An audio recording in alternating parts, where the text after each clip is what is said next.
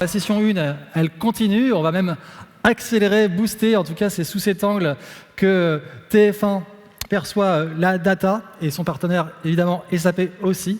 Et voilà, comme levier de performance, cette data du digital des médias. Pour en parler, on accueille sur scène, sous vos applaudissements, j'espère, Sylvain Gousseau du groupe TF1 et Raphaël Decatoire du groupe SAP, s'il vous plaît. Bienvenue, messieurs. Je vous en prie.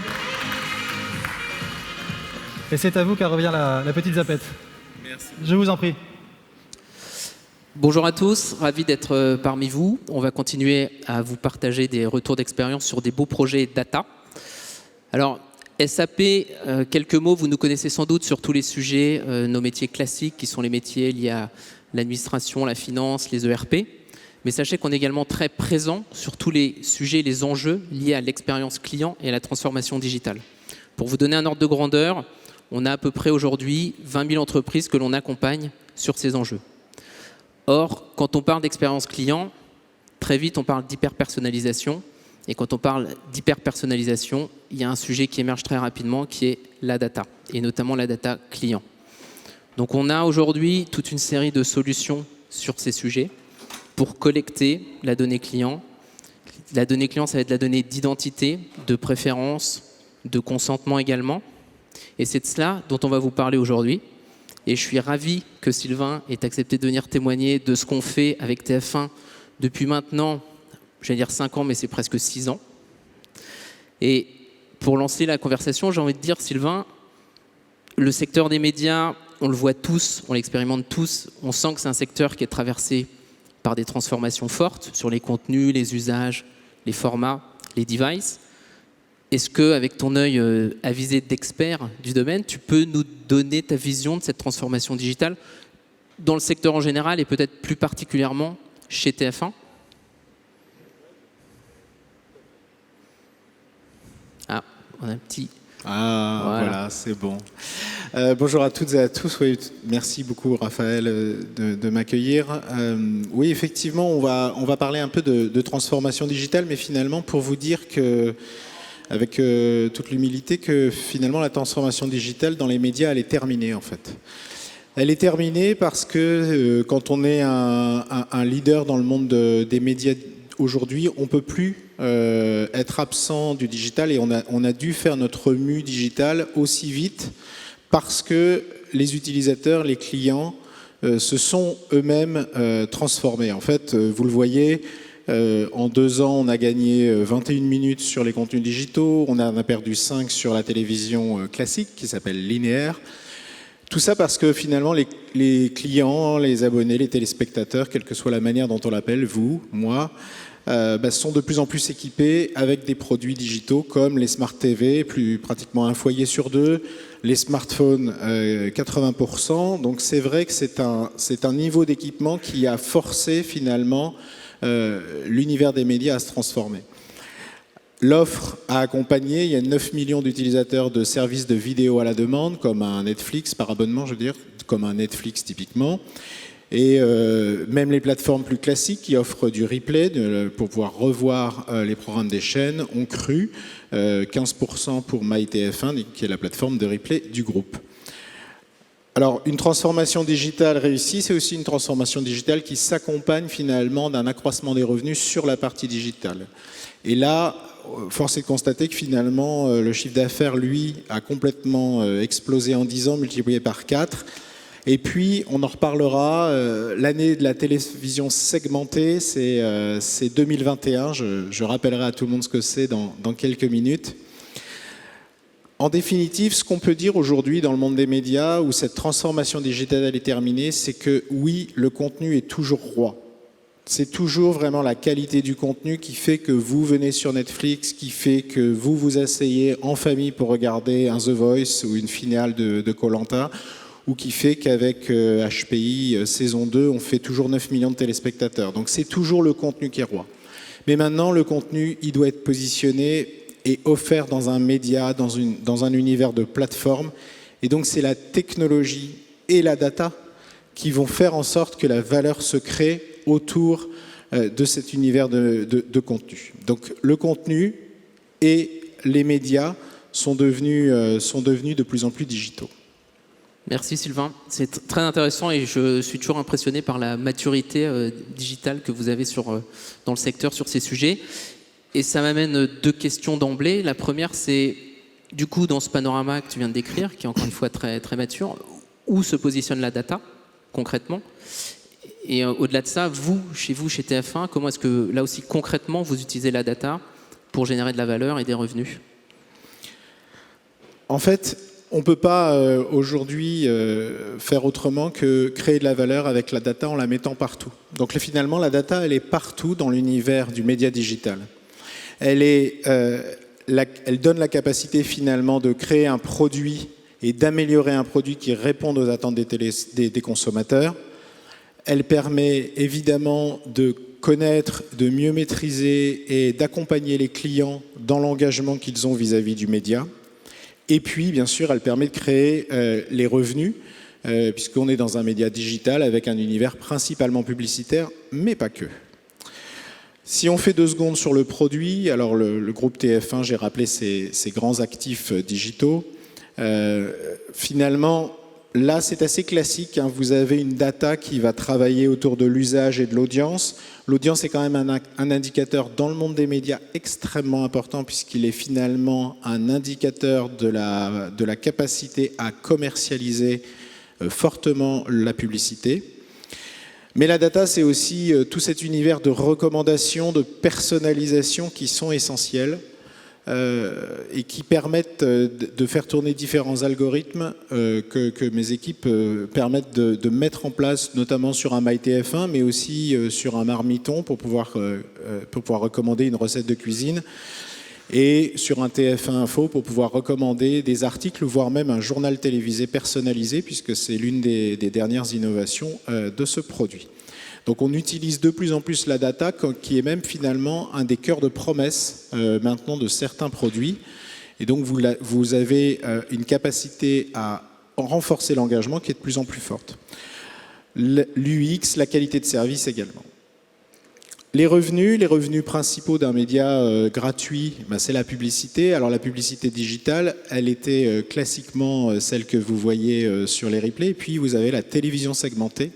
C'est une manière de refonder la télévision à papa avec une nouvelle manière de présenter les spots publicitaires qui sont, on les appelle décrochés, c'est-à-dire qu'ils sont présentés différemment selon que vous habitez dans le nord ou dans le sud, selon que vous êtes en rural ou en urbain, etc. Donc en fait, ils sont ciblés avec l'aide des opérateurs de télécommunications, tout ça sur votre flux linéaire classique. Et puis TF1 s'est lancé également dans l'abonnement depuis le mois de novembre avec MyTF1 Max qui permet de ne pas avoir de publicité. Et donc derrière, on a bien beaucoup d'enjeux data autour d'une data first party avec des accords data pour le compléter puisqu'on fait tourner à peu près plus de 500 segments publicitaires différents pour pouvoir satisfaire les annonceurs. La programmatique prend une ampleur de plus en plus importante. La programmatique, c'est l'automatisation de l'offre et de la demande publicitaire à travers des enchères, ou pas toujours.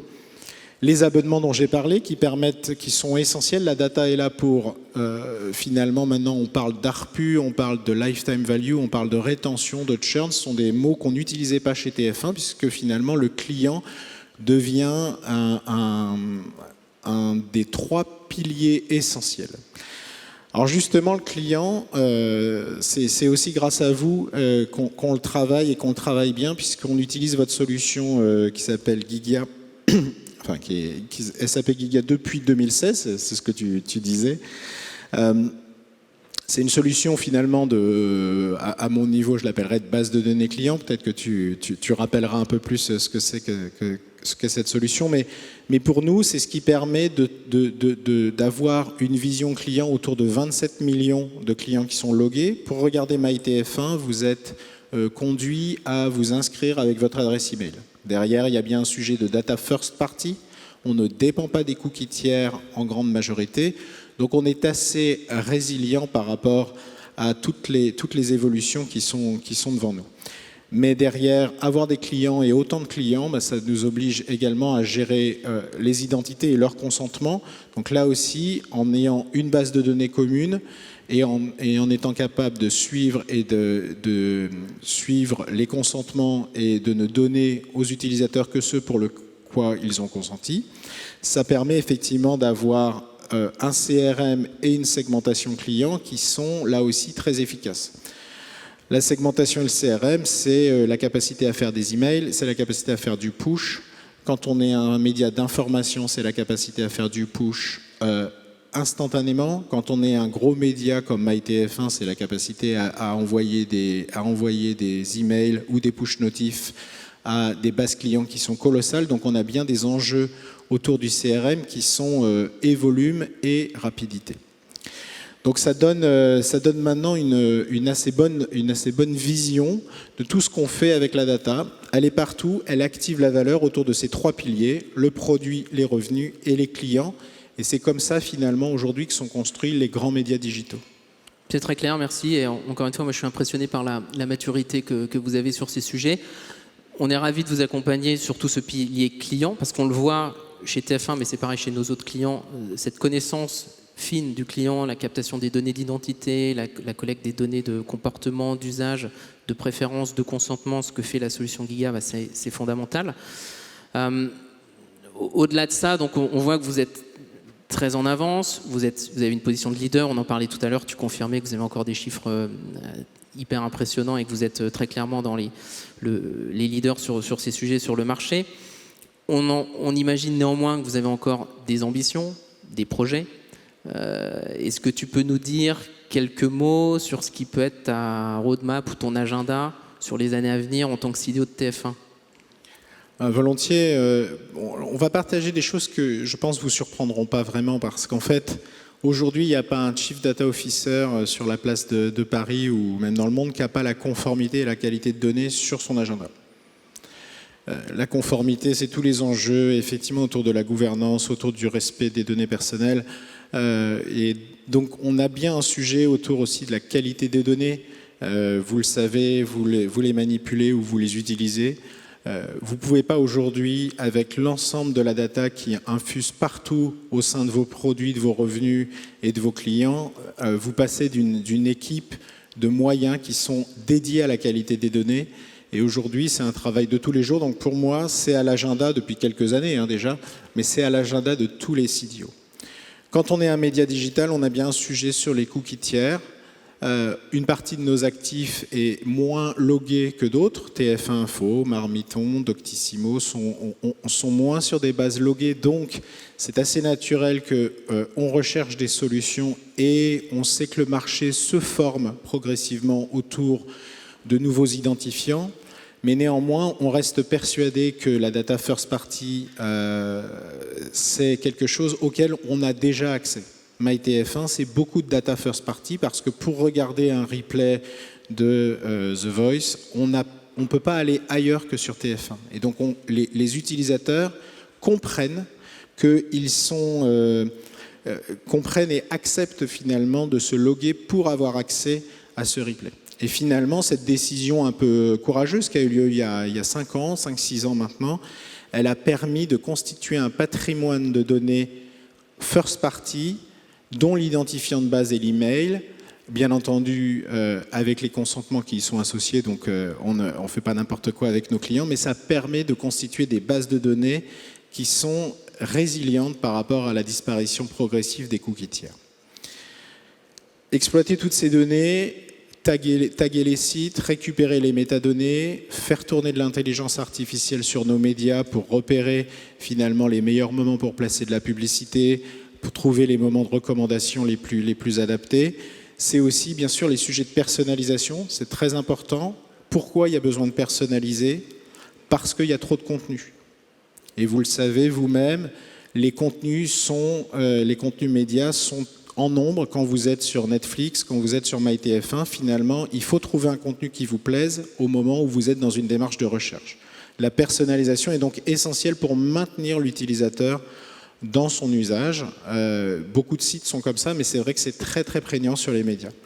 Et comme on a également beaucoup d'actifs digitaux, je les ai présentés tout à l'heure, on a bien un sujet aussi de ciblage cross-média, c'est-à-dire que des annonceurs sont contents finalement de pouvoir faire de la publicité autant sur Marmiton que sur MyTF1, sur certains programmes qui sont affinitaires avec les cibles qu'ils visent. Donc voilà un peu ce qui est à l'agenda, des choses assez classiques, mais qui finalement occupent une équipe d'une 30aine de personnes chez TF1 sur la data. Des super sujets à travailler, on sera ravis de continuer à vous accompagner. Merci à tous, on espère que la session a été intéressante et on vous souhaite une bonne continuation, bonne poursuite de l'événement. À très bientôt. Merci beaucoup.